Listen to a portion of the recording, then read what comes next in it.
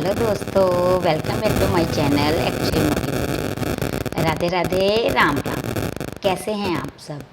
आशा है आप सब बहुत अच्छे होंगे, सुखी होंगे और स्वस्थ होंगे, और भगवान की कृपा से आप सब सुखी रहेंगे, स्वस्थ रहेंगे और अच्छे ही रहेंगे। चलिए, आज हम एक नए टॉपिक पे बात करेंगे।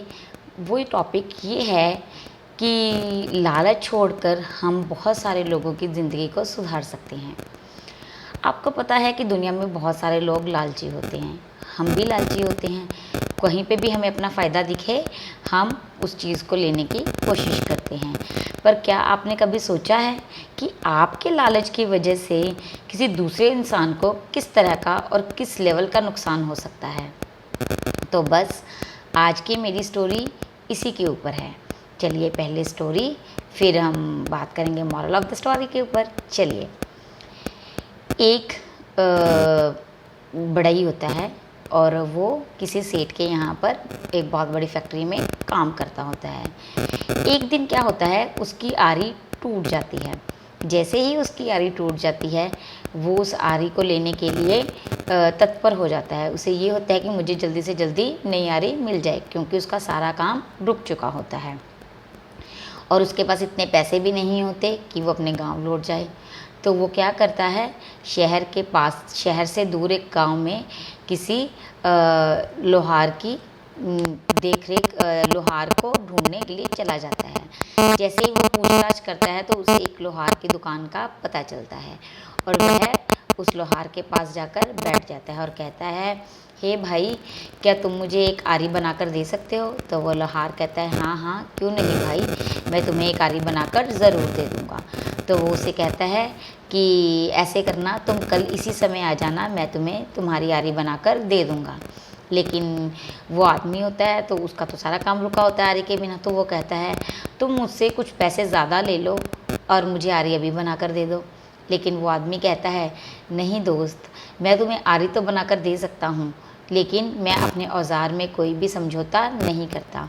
मैं जो भी औज़ार किसी को देता हूँ उसे बहुत ही दिल से और ईमानदारी से अच्छे से बना कर देता हूँ, तो मैं उसमें से कोई समझौता नहीं करना चाहता। इसलिए आरी तो तुम्हें कल इसी समय पर कल ही मिलेगी। अगर तुम लेना चाहते हो तो आप मेरे को बता दो। तो वो कहता है, ठीक है, मैं कल इस समय आकर तुमसे आरी ले जाऊँगा, तुम उसे तैयार रखना। तो वो आदमी अगले दिन उसी समय पर आकर आरी की डिमांड करता है। तो वो उसे आरी दे देता है। और जब वो पूछता है कि इस आरी को बनाने में मैं तुम्हें कितने पैसे दूँ, तो वो 10 रुपये लेता है। ये बात देखकर वो आदमी बहुत खुश होता है कि मुझे इतने अच्छे दाम में एक इतनी अच्छी आरी मिल गई। जैसे ही वो अपना काम उस आरी से करना शुरू करता है तो वो और भी खुश हो जाता है। क्यों? क्योंकि वो आरी बहुत ही अच्छे से काट रही होती है और बहुत ही आसानी से, जिससे उसका काम और जल्दी होने लग गया और बिना मेहनत के, मतलब मेहनत तो कर ही रहा था, कम मेहनत में होने लग गया। तो वो इंसान बहुत खुश होता है। जैसे ही वो इतनी खुशी में अपने सेठ के पास जाता है और कहता है, सेठ जी, मेरी आरी टूट गई थी, तो कल जाकर मैं इस आरी को बनवा कर लेकर आया हूँ। ये आरी देखिए इतनी अच्छी है कि इसने मेरे कम मेहनत में मेरा और भी अच्छा काम कर दिया और जल्दी से कर दी। जब सेठ उस आरी को निहारता है और देखता है तो वो आश्चर्यचकित हो जाता है कि आरी तो वाकई में ही बहुत अच्छी है। तो वो अपने दिमाग में एक स्कीम बनाता है, क्यों ना इस आरी वाले के पास मैं जाऊं और उसे कहूं कि ऐसी मुझे ढेर सारी आरियां बना कर दे दे, और मैं तो उसको 10 रुपये मूल्य देने के लिए तैयार हूं, और इसी आरी को मैं शहर में जाकर 20 रुपये में बेचूंगा और मुझे कितना फ़ायदा होगा।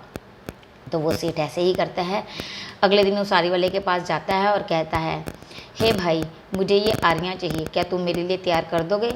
तो वो लोहार कहता है, हाँ हाँ, क्यों नहीं सेठ जी, मैं आपके लिए तैयार कर दूंगा।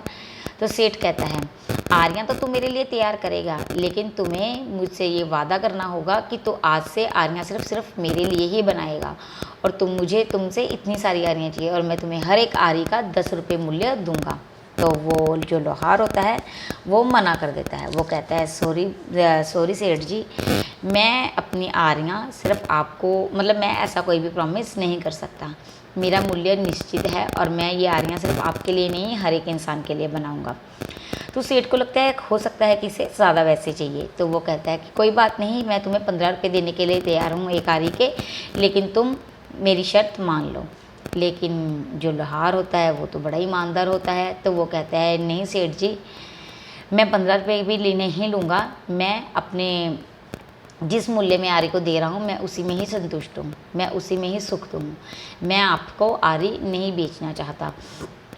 तो ये बात सुनकर वो सेठ थोड़ा सा निराश हो जाता है, लेकिन वहाँ से चला जाता है। और वो आदमी सेठ को कहता है जाने से पहले कि सेठ जी, मुझे पता है ये आरी मैं 20 की क्या 30 की भी बेच सकता हूँ, लेकिन आपको पता है मेरी इस 10 रुपये की आरी से जो गरीब हैं, जो कुछ और नहीं कर सकते, उनका कितने अच्छे से काम चल जाता है। आप क्या करोगे, मुझसे ये 10 रुपये की आरी ले जाओगे और शहर में इसी आरी को 20 और 30 रुपये में बेचोगे, दुगने दाम पर बेचकर आप बहुत सारा पैसा कमाओगे। ये चीज़ मैं खुद भी कर सकता हूँ, लेकिन मैं किसी भी इंसान का शोषण नहीं करना चाहता। जो गरीब हैं, जो पहले ही इस महंगाई की मार में मारे हुए हैं, मैं उनको और ज़्यादा तंग नहीं करना चाहता, इसीलिए मैंने अपनी आरी का मूल्य 10 रुपये रखा हुआ है। तो बस दोस्तों, उस आदमी ने लालच में ना फंसते हुए, अपना प्रॉफिट ना देखते हुए, लोगों की सोचते हुए उस सेठ को वहाँ से जाने के लिए कह दिया। ऐसे ही बहुत सारी एग्जांपल्स हमारे आसपास होती हैं जो अपना लालच नहीं देखती लेकिन लोगों का भला देखते हैं, और ऐसे लोग कभी भी आप कामयाबी से पीछे नहीं रहते, वो हमेशा कामयाबी को चूम कर ही रहते हैं। आपने संदीप माहेश्वरी का नाम तो सुना ही होगा, और वो बहुत फेमस भी हैं। तो उनको भी यूट्यूब ने ऑफ़र किया था कि वो अपने सेमिनार्स को सेल कर सकते हैं, लेकिन वो इस लालच में नहीं फंसे और ना ही उन्होंने किसी की ब्रांड प्रमोशन की। वो हमेशा सिर्फ एक ही लक्ष्य रखते हैं कि वो हर एक इंसान की ज़िंदगी में एक अच्छा मोड़ लेकर आना चाहते हैं। अगर किसी को भी कहीं पे भी कोई उलझन है तो वो उनकी वीडियो सुनकर उस उलझन को दूर कर सकता है। तो बस दोस्तों, हमने भी इस लोहार की तरह, संदीप माहेश्वरी जी की तरह एक लेसन लेना है कि हमने कभी भी अपने लालच के लिए किसी दूसरे इंसान का शोषण नहीं करना। आप ये तकनीक अपनी लाइफ में अपनाएंगे तो देखना आप अपनी ज़िंदगी में वैसे ही बहुत सारी खुशियाँ पालेंगे। मुझे तो यही लगता है, मैं अपनी ज़िंदगी में आज से यही एक मूल मंत्र अपनाना शुरू करूँगी। कहते हैं ना, इस दुनिया में 2 तरीके के इंसान होते हैं। पहले वो जो अपनी मर्ज़ी से दुनिया को बदल देते हैं, और दूसरे वो जो दुनिया के अनुसार खुद ढल जाते हैं। तो बस आपने तय करना है कि आपने दुनिया के अनुसार खुद को ढालना है या अपने अनुसार दुनिया को। आपने किस तरह का इंसान बनना है वो आपके हाथ में है। मैं अपना तय कर चुकी हूँ, अब बारी आपकी। तय कीजिएगा और मुझे कमेंट करके ज़रूर बताइएगा। Thank you.